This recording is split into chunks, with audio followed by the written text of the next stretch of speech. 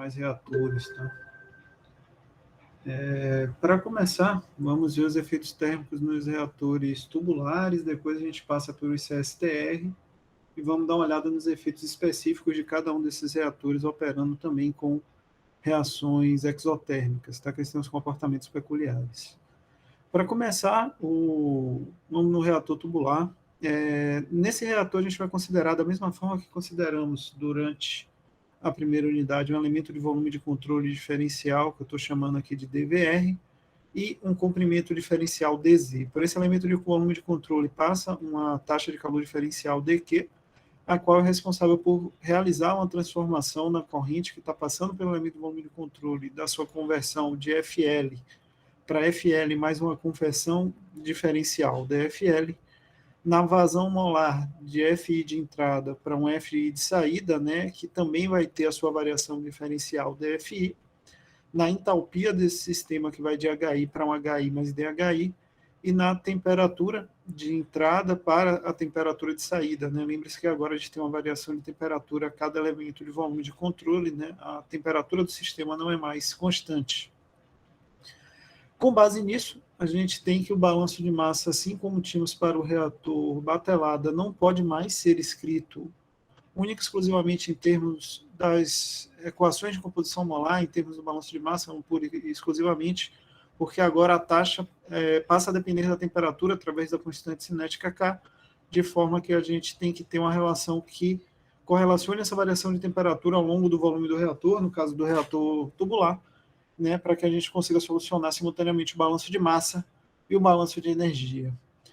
Para fazer as considerações do balanço de energia do reator tubular, a gente precisa de algumas, claro, considerações, que seriam que esse reator tem uma seção transversal uniforme, e também vamos assumir aqui ao longo da disciplina que a temperatura e a concentração não apresentam mudança, né, não tem variação com a direção radial do tubo. O que é que isso significa dizer? Que em todos esses elementos aqui do fluido, que vão da parede do tubo até o centro do tubo, a gente vai ter a mesma temperatura e a mesma concentração. Isso é verdade? Muito provavelmente não, especialmente se a gente estiver trabalhando com tubos muito grossos, né? Quanto mais fino o tubo, mais verdade essa frase é.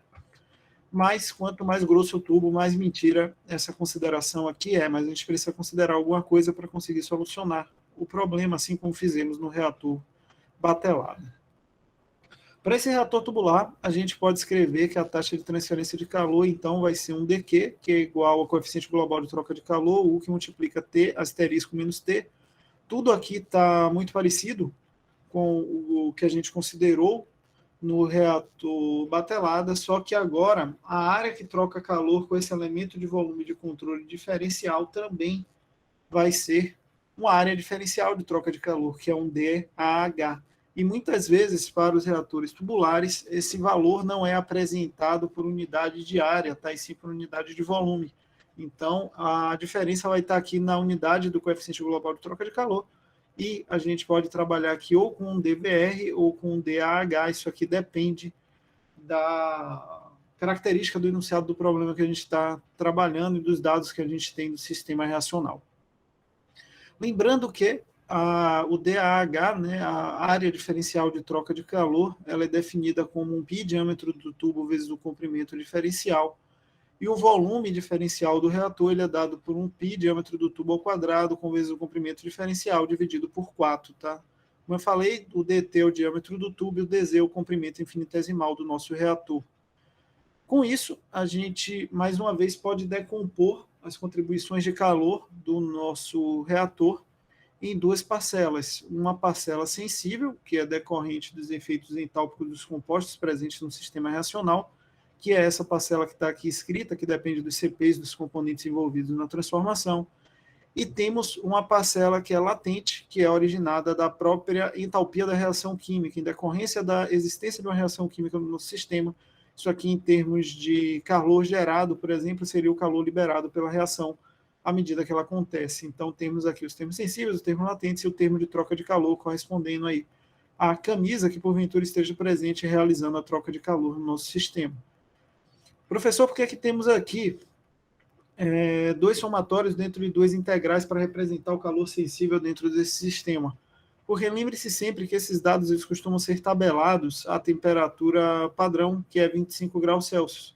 Se a sua temperatura inicial de reação for a temperatura padrão, maravilha, essa integral aqui, ó, a segunda, ela vai embora, porque essa integral vai de T0 a TI, as duas temperaturas são iguais. Mas imagine um caso onde você tem os dados tabelados a 25 graus e você está tratando de um sistema reacional que inicia sua reação a 250 graus Celsius, ou seja, você tem um gap de 25 a 250, ou seja, 225 graus Celsius, que precisa ser ponderado. Por isso a gente tem esse segundo somatório aqui, mas boa parte dos problemas que vamos resolver vão considerar que esse somatório aqui pode ser simplificado e a gente pode tirar ele. Quando vocês forem ver o exemplo, vocês vão verificar isso lá. Essa equação ela pode ser escrita, né? Essa aqui é a equação em sua forma geral, lembrando que esse dQ ele pode ser substituído, né, por esse termo de calor aqui, que a gente acabou de desenvolver, lembrando que a derivada do volume pode ser representada por isso aqui. Então, a gente tem como abrir mais esse termo de dQ, mas essa equação inteira ela pode ser escrita para um sistema isotérmico e para um sistema adiabático. Para o caso do sistema isotérmico, né, a gente tem que...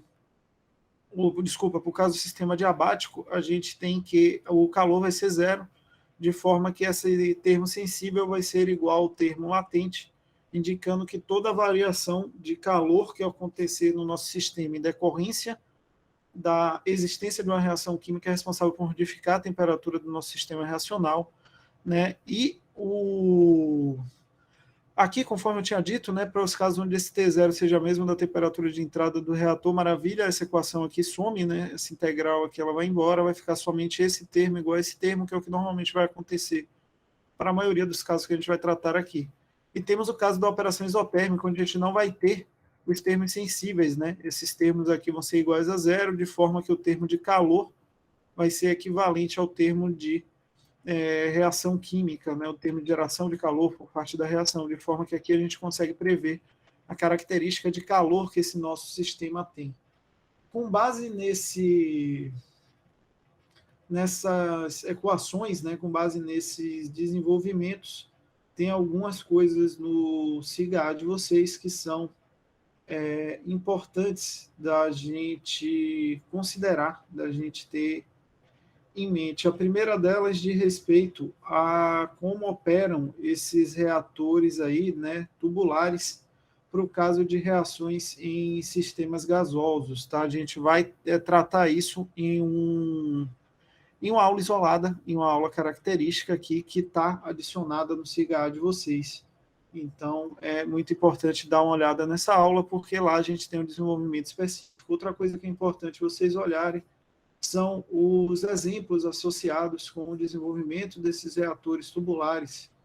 Tá? Aqui a gente tem um exemplo. Eu estou achando que estou mostrando para vocês a tela do SIGA, mas eu estou ficando doido. Não... Aqui é o exemplo que a gente desenvolve para o reator tubular gasoso, tá? Então, é sempre importante dar uma olhada como é que a gente resolve esse tipo de problema, porque aqui está a parcela importante dessa aula, que, lembre-se, a gente tinha comentado que a gente ia precisar desse equacionamento lá na unidade 1, quando eu falei com vocês, do balanço de massa, escrito para o reator tubular, né? Está aqui a necessidade dele, está aqui como a gente resolve um problema de um reator tubular usando esse equacionamento específico, tá? Quando a gente fala em reatores tubulares, é muito importante que a gente tenha em mente que quando esses reatores operam reações exotérmicas, a gente tem um comportamento peculiar, característico desse tipo de reator, que é o que a gente chama de temperatura de escape. Esse comportamento acontece quando esses reatores operam reações de transformação com liberação de calor, ou seja, reações exotérmicas. O que é que a gente acontece? Imagina que a gente está em um reator tubular operando uma reação exotérmica e a gente está fazendo um trabalho de acompanhar o comportamento da temperatura desse reator como uma função da temperatura da camisa de refrigeração responsável por conduzir essa transformação. Então, a gente vai observar que a gente tem um aumento de temperatura, lembre-se que a gente viu isso lá no começo da unidade. Esse aumento está associado com a incapacidade da camisa em trocar calor na região inicial do reator, porque é a região que tem maiores taxas, ou seja, maiores liberações de calor. chega um ponto onde essa camisa consegue retirar mais calor do que a reação consegue liberar, e a partir daí a sua temperatura começa a diminuir. Existe uma região crítica, uma região problema, que está aqui representada por esse TC04. O que é que está acontecendo aqui? À medida que eu aumento esse número, né, o TC01 é a temperatura de camisa mais baixa, a TC02 mais alta, a TC03 mais alta e a TC04 é ainda mais alta. O que acontece quando a gente atinge essa temperatura específica é que chega um ponto onde a camisa perde totalmente o controle e a capacidade de reduzir a temperatura do nosso reator, né? E isso acontece como? Isso acontece porque a reação ela começa a se autossustentar, ela entra em um regime de operação autotérmico, onde todo o calor liberado leva a mais reação a acontecer. Lembra que lá no começo da disciplina a gente falou de taxa, falou que à medida que a gente aumentava a temperatura, normalmente a cada 10 graus de aumento, a gente dobrava a taxa? Esse dobrar a velocidade de reação aqui chega em um ponto que se torna insustentável e incontrolável, e a partir daí a gente entra em um risco operacional muito grande, a gente entra em uma região onde esse reator pode perder o controle e realmente explodir, né? Passar da temperatura limite de sustentação do material do reator. Para evitar que isso aconteça, a gente precisa ter sistemas de controle muito específicos, muito controlados, para evitar que o reator chegue nessa temperatura de escape, que é a famosa temperatura runway. Mais uma vez, aqui dentro do SIGA tem um vídeo falando sobre o caso da temperatura runway, tá? Isso aqui é um caso que aconteceu nos Estados Unidos em um acidente nesse T2 Laboratories, tá? Que é um laboratório um reator desse laboratório, ele perdeu o controle e explodiu. E explodiu basicamente porque ele passou dessa temperatura de escape. É um caso de acidente clássico associado com esse tipo de problema aqui operacional. E por que ele acontece? Né? Por que eu não trabalho com o TC03 aqui e mantenho a operação em um regime controlado? Porque lembre-se sempre que na indústria a gente está trabalhando na condição limite de máxima produção, e a condição limite de máxima produção requer que o reator trabalhe muito próximo da sua condição de escape, porque a gente tem que ter essa temperatura aqui no pico mais alto para ter a máxima de taxa de reação possível. Então é bem comum operar em uma região muito próxima dessa temperatura de escape, para garantir que você esteja na máxima produtividade possível dentro do seu reator. Então, isso aqui a gente tem medidas de controle, claro, para que depois que a gente atinge um determinado pico de temperatura, se ela não começa a diminuir, a gente controla isso com o aumento da vazão. Normalmente a camisa é um pouquinho superdimensionada para garantir uma vazão maior, uma diminuição muito significativa na temperatura do fluido refrigerante para rapidamente controlar esse desvio, esse incremento de temperatura é responsável aqui por ocasionar a temperatura runway nesse tipo de reator, tá? Um detalhe importante, esse é do Texas, sim, mano, é um acidente bem famoso. Talvez o maior acidente ocasionado por temperatura runway, tá? A gente tem vários acidentes relevantes na indústria química, mas o mais relevante que aconteceu por perda de controle operacional de um reator por conta dessa característica aqui, é esse do T2 Laboratórios ali, ele é o mais famoso desse gênero. Quando a gente tem, né, esse tipo de operação, normalmente é muito comum que a gente tenha na cabeça que o modo de operação que troca calor de forma mais eficiente é a forma contracorrente, né? A gente sai das disciplinas de operações unitárias, fenômeno de transporte, com essa ideia, né? Quando a gente faz aquele eixo lá FT2 ou P2, a gente sai com essa ideia de que o modo de operação mais controlado, né, mais eficiente é o contracorrente. Só que aí tem um pequeno problema, que é a possibilidade do seu sistema gerar calor. Quando o seu sistema tem a capacidade de gerar calor, ou seja, em um sistema reativo, o modo contracorrente ele deixa de ser o mais eficiente. O modo cocorrente ele passa muitas vezes a ser o modo mais eficiente. Por quê? Porque imagina o seguinte, eu coloquei aqui o meu sistema em contracorrente, né? Eu estou alimentando meu fluido refrigerante pelo ponto B, alimentando meus reagentes pelo ponto A, retirando aqui o meu fluido refrigerante pelo ponto A e estou retirando o meu produto aqui próximo da saída do ponto B. Onde é que a minha camisa está com sua capacidade máxima de tirar calor do meu sistema? Aqui no ponto onde ela entrou inicialmente, né? Aqui o fluido refrigerante está com sua temperatura mais baixa, ele vai trocando calor e aumentando temperatura. Quando ele chega aqui na porção inicial, ele está com a temperatura mais alta possível. Qual o problema disso? Aqui no ponto A, próximo do ponto A, que aqui nesse caso em contracorrente seria a saída do fluido refrigerante, o meu sistema reacional está com a máxima capacidade de gerar calor, na verdade, porque aqui eu tenho o máximo de alimentação de reagente, a maior concentração de reagente, então as maiores taxas estão aqui. Então a minha camisa está trocando calor com menos eficiência, porque onde o meu sistema gera mais calor, eu tenho uma camisa já saturada, que já trocou muito calor até chegar a esse ponto. Então, para sistemas que trocam e geram calor, né, para sistemas reacionais, é sempre interessante fazer a alimentação do fluido refrigerante em corrente. Por quê? Porque aqui você garante que a sua camisa está com a máxima capacidade de trocar calor na região de máxima geração de calor do nosso reator. Né? Aqui o reator está gerando o máximo de calor e aqui a minha camisa está tirando o máximo de calor. Isso aqui traz um efeito muito benéfico para a operação do nosso reator, que é o que está apresentado aqui nessas figuras. Tá?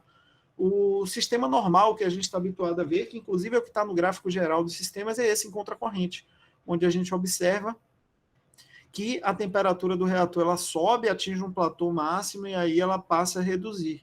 Né? Esse é o comportamento do sistema de troca de calor em contracorrente. Quando eu passo para um sistema em corrente, eu tenho um benefício muito substancial, que é uma manutenção de um regime de operação muito próximo de um regime isotérmico. Observem que eu tenho um aumento de temperatura, uma estabilização dessa temperatura e um pico final de temperatura aqui. Aí vocês podem perguntar, professor, mas esse pico final aqui, ele não é substancial? Esse aumento de temperatura aqui não pode gerar uma nova temperatura de escape? Normalmente não. Por quê? Porque aqui não tem tanto reagente para ser consumido, então a reação ela não consegue se autoalimentar. Né? Aqui ela vai ter esse pico, vai crescer, porque a camisa de troca já está realmente saturada, mas observe que não tem muito mais reagente para ser consumido, então a reação vai parar por falta de reagente, a gente não vai perder o controle da temperatura do reator. Então aqui a gente tem dois grandes benefícios. O primeiro é conseguir uma reação aproximadamente isotérmica ao longo do regime de operação, o que é muito interessante para a indústria química, porque o controle é muito mais preciso e muito mais efetivo aqui do que aqui, né? E o segundo benefício é que eu não tenho grandes possibilidades de perder o controle de reação, porque esse incremento aqui ele costuma ser muito baixo, porque não tem lá tanto reagente para ser consumido assim dentro do reator. Então, tenho sempre isso na cabeça, o modo corrente. Às vezes ele pode ser melhor. Onde é que ele pode ser melhor? Para sistemas que têm a capacidade de gerar calor, tá? Uma outra característica interessante é essa daqui, ó, que se a gente comparar um gráfico de temperatura máxima do nosso reator em relação à temperatura de alimentação do fluido refrigerante, ou seja, à medida que eu vou aumentando a temperatura de alimentação do fluido refrigerante, observem que no regime contracorrente eu tenho uma tendência aqui de escape, eu tenho a tendência de aumentar muito a temperatura máxima do meu reator com um incremento muito pequeno na temperatura do meu fluido refrigerante. Observe essa linha aqui, né? Onde ela está aqui em temperatura, e observe esse outro ponto aqui, ó, colado com ele, observe que a temperatura já aumentou muito. Isso não acontece no concorrente. Então, se eu sair aumentando a camisa do fluido refrigerante, eu tenho um aumento praticamente linear na temperatura máxima do meu reator. A temperatura vai subir, mas ela não consegue subir com esse pronunciamento aqui, com esse pico, que é o que normalmente ocasiona a existência das temperaturas running em reatores. Então, a operação concorrente ela é bem mais segura do que a contracorrente para esse tipo de sistema. Tenham sempre esse controle na cabeça de vocês, tá? O Ítalo perguntou, depois de perder o controle, existe algum tipo de contramedida para parar a reação? Sempre existe, Ítalo. Tem um sistema que é chamado de extinção do reator. É um sistema que é meio um contra-incêndio, vamos imaginar que seja assim, de forma muito simples, que ele diminui bruscamente a temperatura do reator, fazendo a reação parar. Então, é um sistema de controle bem efetivo e, em alguns casos, ele não consegue se sustentar. O reator já está perdido, né, gerando tanto calor que esse sistema não é capaz de tirar o calor que está lá dentro retirado. Muito embora, atualmente, eu acredite que a possibilidade de acontecer um acidente similar a esse da T2 no laboratório seja basicamente nulo, tá? Porque os sistemas de controle estão muito mais eficientes e automatizados. É basicamente um ataque terrorista uma pessoa conseguir explodir uma planta química hoje. Porque como tudo é automatizado, o cara vai receber um aviso lá. Ó, o reator tal teve um aumento de 3 graus Celsius. Fica esperto, tio. Depois, com 8 graus Celsius de aumento, ele vai lhe avisar de novo. Com 10 graus Celsius, ele vai lhe avisar de novo. Com 12 graus Celsius, ele vai agir. Ele vai atuar e vai colocar a primeira medida de controle. Aí vai depender do que está programado lá. Pode ser uma diminuição da temperatura do fluido refrigerante, um aumento da vazão de fluido refrigerante. Se o sensor falhar, aí é uma falha técnica já, né? Já é uma falha muito mais específica, né? Normalmente, sensores eles têm cronograma de manutenção programada. Tem um sistema nas indústrias que faz manutenção programada de tudo isso para que ele nunca falhe. Então, é uma possibilidade bem mais remota, tá? Normalmente, para que isso aconteça, vai ter que alguém burlar o sistema todo de controle, né? Para que sair clicando lá. Eu quero que exploda mesmo. Vai ter um botão lá. Você tem certeza que explodiu o reator? O cara vai lá assim, eu quero. Para que isso aí aconteça. Se não for assim, a probabilidade disso acontecer é muito baixa. Porque normalmente os sistemas já são até automatizados, né? A gente não tem nem mais interface de operador, né? Nesses acidentes mais antigos, o que acontecia é que dependia de um cara ir lá controlar, abrir vazão de fluido, né? Tinha um funcionário responsável por isso, e aí o erro humano entra como um fator muito importante de acontecer acidentes, ocasionar acidentes, né? Que normalmente, hoje em dia, não é mais o caso. Mas é sempre um fator a gente ter em mente, principalmente isso aqui, gente, né? Esse modo de regime, né? Dentro da linha de raciocínio automática, isso aqui já foi uma questão muito interessante que caiu na prova da Petrobras e quebrou as pernas de muita gente, né? A galera caiu lá e falou, pô, mais eficiente contra a corrente sempre. Vai lá e ainda bota a explicação que contra a corrente é mais eficiente, só que lá na questão o problema era que era um sistema com reação química, e aí complica, né? Porque o corrente passa a ser mais eficiente por essa característica da camisa trocar calor na região de maior geração de calor. Então é muito importante ter isso na cabeça, né, para esse tipo de problema. Para reatores tubulares, galerinha, era basicamente isso, tá? Observem que o desempenho aqui do reator, né, que é o fator de predominância, de mais eficiência, né, que a gente mais avalia, ele não tem lá tantas variações em relação ao reator batelada, né? A principal diferença entre eles é na variável, que lá era tempo, aqui ele vai ser em unidade de volume de reator, então essa é a principal característica que a gente precisa ter em mente. E a parte teórica mais importante é essa de reações aqui exotérmicas. Quando a gente fala dos reatores CSTR, a coisa fica um pouco mais feliz para vocês. Por quê? Porque a equação ela continua sendo toda algébrica, né? E isso aí é um grande facilitador. Porque o que acontece aqui no CSTR? A gente tem a alimentação do reator. Ao entrar no reator, a mistura reacional assume uma composição que é exatamente igual à composição de saída, e, por consequência, a temperatura que ela assume também é igual à temperatura da condição de saída. Dessa forma, a taxa dentro do reator continua sendo uniforme, né? A gente tem uma temperatura inicial e uma temperatura final, elas são diferentes, mas a gente não tem um gradiente de temperatura dentro do reator. A gente tem uma consideração, por assumir aqui que estamos tratando de um sistema com mistura perfeita, de que a temperatura do reator assume a temperatura de saída instantaneamente, assim como acontece com a composição. Isso não gera gradientes, e como não gera gradientes, a gente fica com uma equação que é puramente algébrica, que é muito mais simples de ser resolvida. Dessa forma, o balanço de energia para o CSTR, ele fica que a taxa de calor vai ser igual ao termo aqui de vazão molar, multiplicado pelo ΔH de reação, vezes a variação de conversão no reator, dividido por menos o coeficiente estequiométrico, mais o somatório da parte sensível, dado pela contribuição ali das capacidades caloríficas dos componentes envolvidos na transformação. Com base nisso, a gente tem o caso da operação adiabática, onde o calor é zero, né, que a gente pode escrever aqui diretamente, e temos o caso da operação isotérmica também, onde esse termo é zero, né, eu não coloquei aqui por ser muito direto, mas o termo de calor vai ficar igual ao termo de calor latente, de calor gerado aqui pelo sistema reacional. É uma equação, como eu disse, puramente algébrica, né, não tem aí grandes dificuldades, e mais uma vez, para essa reação, temos aqui um exemplo de resolução para um reator desse gênero, né, para um reator CSTR operando uma reação adiabática, para que vocês vejam como é que a gente faz o cálculo. Como vocês vão ver aqui, é um cálculo puramente algébrico, muito tranquilo, muito direto de ser resolvido, dentro dessa consideração, claro, de que a gente não tem delta de temperatura dentro do reator, tá? Lembrando, isso é uma consideração. Passando, né, para parte desses reatores operando reações exotérmicas, esse aqui talvez seja o maior carnaval dentro dessas teorias, daqui a pouco vocês vão entender o porquê.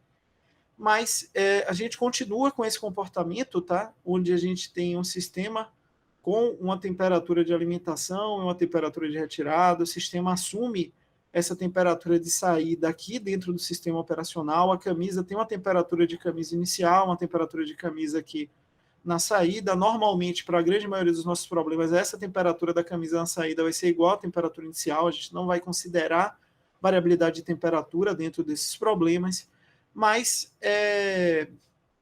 esse reator, quando ele opera com a reação exotérmica, ele troca calor com fluido refrigerante, né? E essa troca tem que ser suficiente para que a temperatura do sistema permaneça constante na temperatura T, né? E isso, claro, é dado pela característica de troca de calor da nossa camisa. Essa taxa de troca de calor ela é definida como o AHT-TC, e esse termo aqui é o termo de calor removido pelo nosso reator. Mas esse termo de calor removido pelo nosso reator, ele pode ser reescrito. Ele pode ser reescrito como? Ele pode ser reescrito como a capacidade de calor sensível trocado pelo fluido refrigerante que compõe a nossa camisa, né? E isso é escrito como? Em termos da vazão volumétrica do fluido refrigerante que está presente na camisa, da capacidade calorífica desse fluido refrigerante e da variação de temperatura desse fluido refrigerante. Então, a gente tem basicamente duas formas de escrever esse termo de calor removido e de calor sensível trocado com fluido refrigerante. Isso gera para a gente duas famílias de curvas, que essas famílias de curvas são a família de calor retirado, que é esse calor aqui que temos representado pela capacidade de troca térmica da camisa, e a curva de calor gerado, ou seja, a curva de calor que a minha reação libera por acontecer dentro do meu reator CSTR. E essa curva ela tende a crescer, ou seja, a ter maior quantidade de calor liberado ou estar em uma região de maior temperatura à medida que eu aumento o tempo espacial do meu reator, porque ao aumentar o tempo espacial, eu aumento a conversão, eu aumento a quantidade de calor gerado. Tá? Então, é uma característica dessas curvas. Se eu pegar a ideia de que o calor retirado necessariamente precisa ser igual ao calor gerado para que a temperatura se mantenha igual dentro daquela temperatura T, eu preciso cruzar essa curva com essa curva de forma que a interseção entre essas curvas vai me dar a raiz. Até aí, maravilhoso, né? Eu pego aqui a curva de calor retirado e cruzo com a curva de calor gerado e chego na raiz. Se vocês fizerem isso, vocês vão ver que existem três possibilidades de interceptação entre as curvas de calor retirado e calor gerado. A primeira dessas possibilidades é essa daqui, onde a curva de calor retirado encontra a curva de calor gerado em um platô baixo. Essa curva ela não é interessante do ponto de vista prático operacional. Por quê? Porque observa que a quantidade de calor gerado pelo meu sistema reacional nessa situação é muito baixa, é muito pouco em relação à quantidade que ele pode gerar. Isso significa dizer que a minha reação química aconteceu em um grau de extensão não muito apreciável, né? Então, aqui eu tenho uma região onde a taxa de reação é muito baixa, eu não consegui converter reagente de forma suficiente. Então, essa aqui é uma região de pouco interesse prático por conta de não ocorrência de reação química.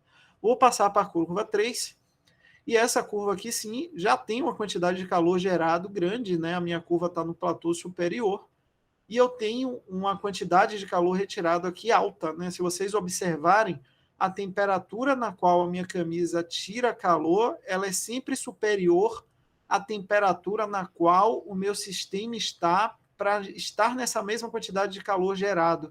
Isso significa dizer o quê? Que essa camisa de refrigeração que está aqui retirando esse calor, ela está superdimensionada em relação ao meu sistema reacional. Ou seja, essa camisa ela tem que vir se aproximando dessa curva de calor gerado para que a temperatura seja muito próxima. E esse é o objetivo operacional. Qual o problema desse sistema aqui?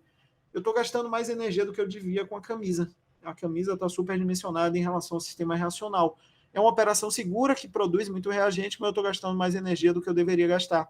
Então eu vou lá aproximando essa curva de calor retirado da curva de calor gerado. E aí acontece essa situação que está aqui apresentada no ponto 2. E essa situação aqui ela pode ser bastante problemática. Por quê? Porque observem que eu tenho 3 pontos de interseção e não mais um, como eu tinha aqui, como eu tinha aqui. Na situação 1 e 3, na situação 2, eu tenho 3 pontos de interseção. O ponto 1, que tem pouquíssimo interesse prático. O ponto 3, que é onde eu quero estar, que é o ponto de operação interessante. E esse ponto 2, que é o ponto problema. Esse ponto 2 ele é conhecido como ponto de operação meta-estável. Por quê? Porque ele está na região ascendente da curva de calor gerado aqui do nosso sistema, né? E por estar aqui, qualquer pequena perturbação na temperatura do meu sistema reacional vai levar ele para um dos platôs, ou para o platô 1 ou para o platô 3. Se isso aqui correr para o platô 1, eu tenho um grande problema operacional, que é o chamado extinção da reação do operador CSTR.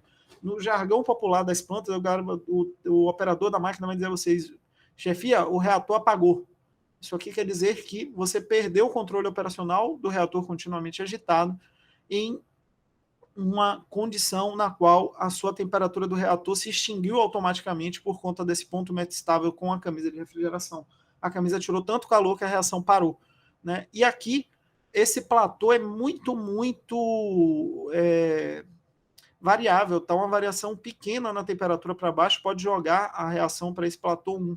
Né? Enquanto o interesse aqui no platô 3, onde você tem a máxima geração de calor e, obviamente, as maiores taxas de reação. Então, como é que a gente evita isso?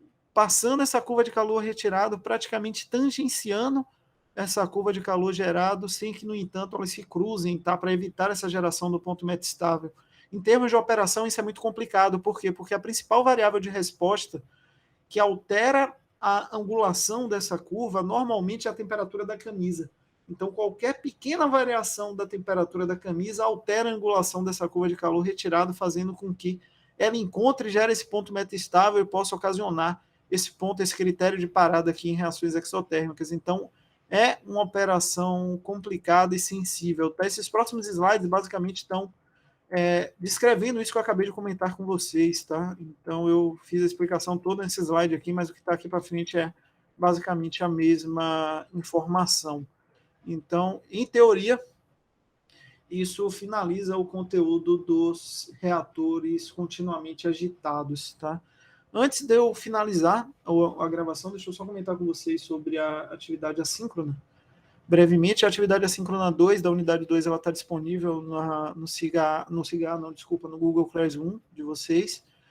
A última atividade assíncrona dessa unidade, como eu falei, né, a gente vai mexer com a temperatura da camisa. Vamos ter um sistema onde a gente tem uma temperatura da camisa que varia como função do tempo, ou seja, à medida que o tempo passa, a temperatura da camisa vai mudar. E vocês vão refazer o exemplo 20 da disciplina. Professor, como é que eu sei que é um exemplo 20? Ele está lá no cigarro de vocês. Ó. Vocês forem aqui no comecinho dessa aula aqui, ó, vocês vão ver que esse aqui é o exemplo 20. Não, essa aqui é a aula 20. Cadê o exemplo? Acho que esse aqui. Também não é esse aqui, então. Esse cidadão aqui, ó, é o exemplo 20. E aí vocês vão encontrá-lo e desenvolver esse problema de forma igual, tá? Não tem variação dos dados, os dados não vão mudar. A única coisa que vai mudar é que no exemplo eu resolvi o problema considerando que a temperatura da camisa era constante. E vocês vão considerar que a temperatura da camisa ela muda. Então, essa é a principal diferença, tá? Do problema. Essa é a principal mudança de característica que a gente tem. Eu mandei o link desse problema aí do exemplo 20, tá? Para que vocês deem uma olhada nele, tá bom? Esse é o exemplo final, tá? Como eu disse na aula passada, aqui a gente tem um resumo, tá? Tem uma aula resumo dessa parte de efeitos térmicos. Todos os efeitos térmicos estão aqui compilados de forma que tem o passo a passo de resolução de problemas desse tipo, para que vocês deem uma olhada em como a gente pode resolver esse tipo de problema para reatores aí não isotérmicos. Então, esse aí é o conteúdo da nossa segunda unidade. Deixa eu interromper a gravação, para o vídeo não ficar gigante, aí a gente passa para as perguntas de vocês.